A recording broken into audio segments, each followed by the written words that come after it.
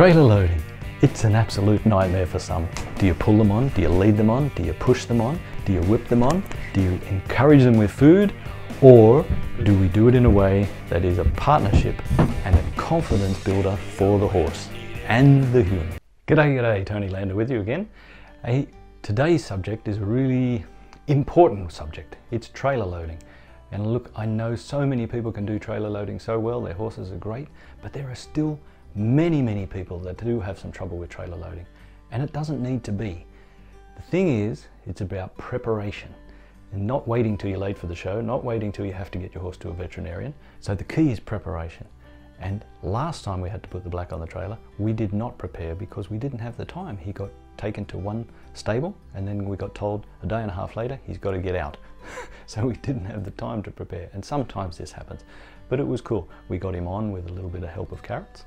It was okay, but this time I want to start the process properly, take the time, the training, and get him much more courageous and confident of going on. Getting the horse used to the whole process, getting them courageous about it, getting them compliant to following your feel, and then eventually having them calm on the way in and being attentive enough about where they're putting their feet, that they're all good and they're still confident to go in, and then of course maintaining their walk up the ramp and in, and then maintaining the standstill in the trailer. So what I'm going to show you today is several processes of how to get this started. It's not the whole finished product. I'm not closing the bum bar and I'm not closing the ramp in this video, but I'm showing you that preparation takes time, and that's what this video is about, showing the preparatory steps to getting your horse to be a loader for life. I hope you enjoy it, and I really hope that you can take something out of it and apply to you and your horse about trailer loading. Okay, enjoy the video. So here we start with heading towards the trailer, and the black instantly takes a bit of an interest in the trailer. And the whole point is I want to allow him to do this. I want to allow him to investigate and check out the trailer and sniff it, and I want him to be interested in that. And I set myself up out from the ramp here, about in line directly with the center divider. And my plan is to stay relatively still if I can with my feet. And I just want to ask him to go either in between me and the ramp or over the ramp preferably, and getting to that point where he goes over the ramp from the right side to the left side, eventually all 4 feet on the ramp. So I want him to get to that point where he's courageous enough to be able to be confident to walk over, that the sound doesn't affect him, the angle of the ramp doesn't affect him. So I want him to be interested enough that he will sniff everything around the trailer, inside, outside.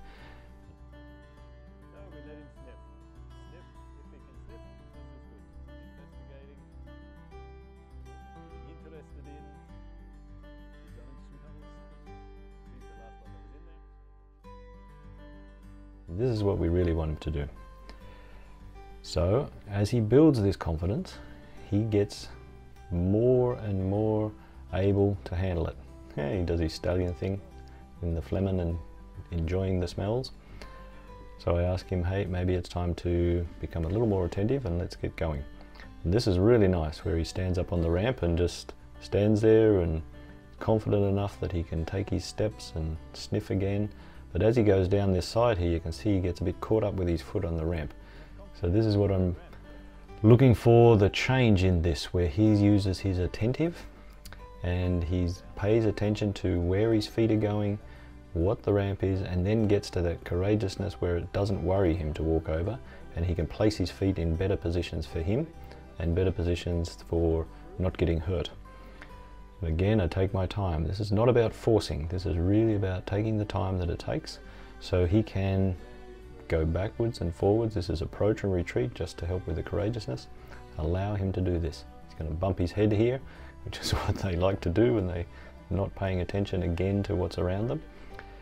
But he can take his time, and he stepped over and put all 4 feet on the ramp this time, from the left to the right. But still, from the right to the left, really he's not so courageous yet. He's not so attentive where his feet are going, because he often leaves 1 foot not onto the ramp. So he just uses 3 legs. So here it's about I really have to pay attention and be aware of where the horse is, what he's doing. Is he pushing on me? Is he pulling on the halter? Is he pushy through the stick? And I want to use as lower energy as possible I just need enough energy to get him to move and go and stay off me.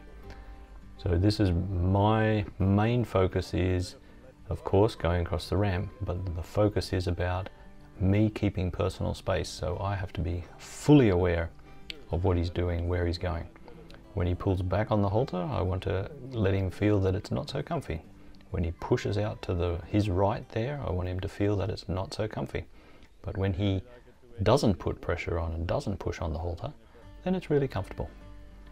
So I give a lot of time where the rope is loose. Allow him, like now the rope is loose.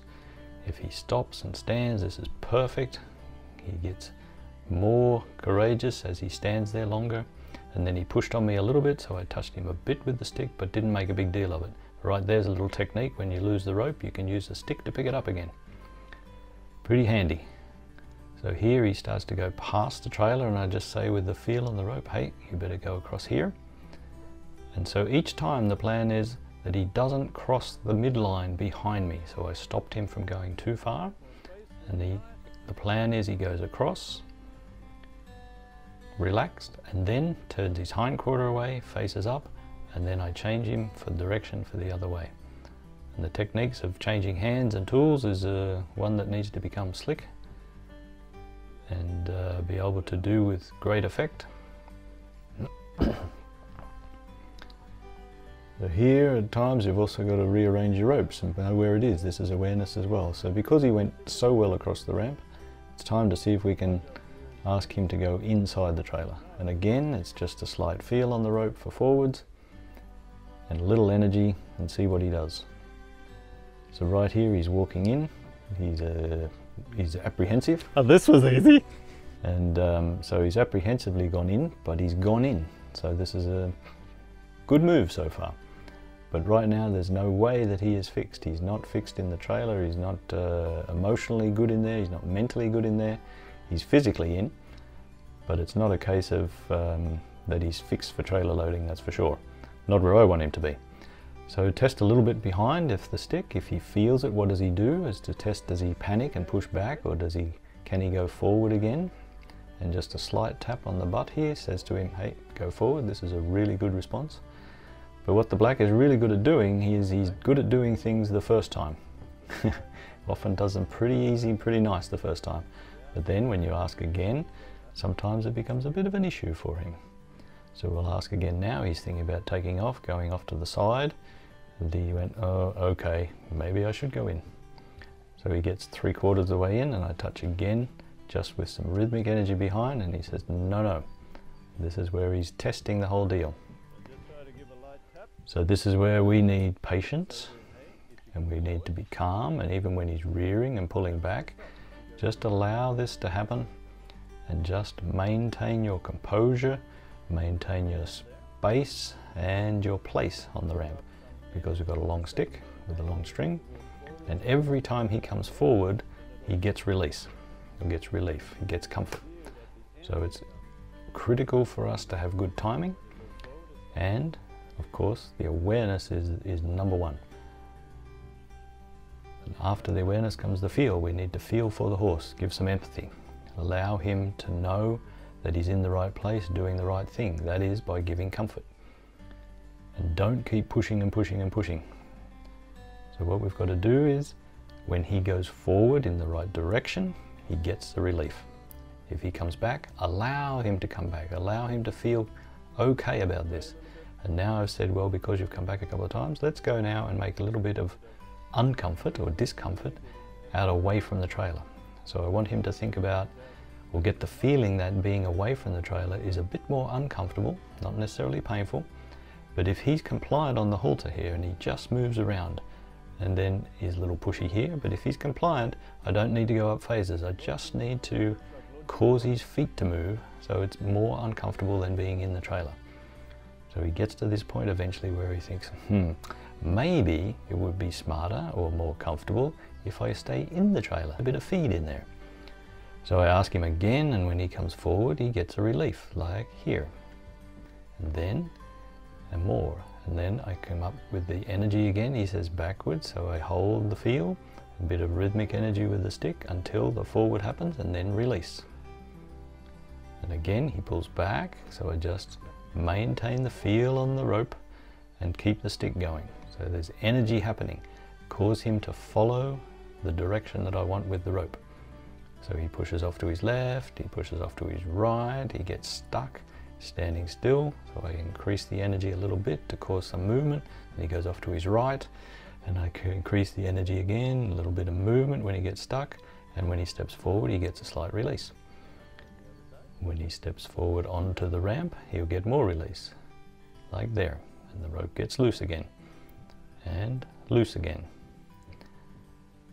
So this is really about the awareness, the feel for the horse, the feel on the rope, the timing of when to apply it and when to release it. And here I'm just testing that if we put up the bum bar and make a noise, does he panic? If he panics, does he push back? If he pushes back, can he go forward again? So there's a little bit of rhythmic energy to say, hey, you better go forward. It was a pretty nice, so release. So it's really important to test this before you just put up the bum bar and keep him in. So now we'll take a little bit of time, and I've put some feed in there. Well, actually I didn't put it in, it was in there from when we brought him up on his long trip, so it was still there. So the good thing is he can get to enjoy a bit of feed because he's in. He doesn't get drawn in with just the feed. So the kind of a little bit of icing on the cake, if you like, once he's inside. Give him a feeling that it's not too bad inside of there. And now I ask him back off again. For me, it's really important that we do this on and off, approach and retreat. Hey, thanks for watching the video. I hope it inspired you a little bit and gave you some motivation, and also gave you a process that you could follow. And if you liked it, I'd love it if you hit the like button, give me a like. And if you subscribe to the channel, I can keep you up to date with what's happening in the next videos and the next parts of the trailer loading. Thank you.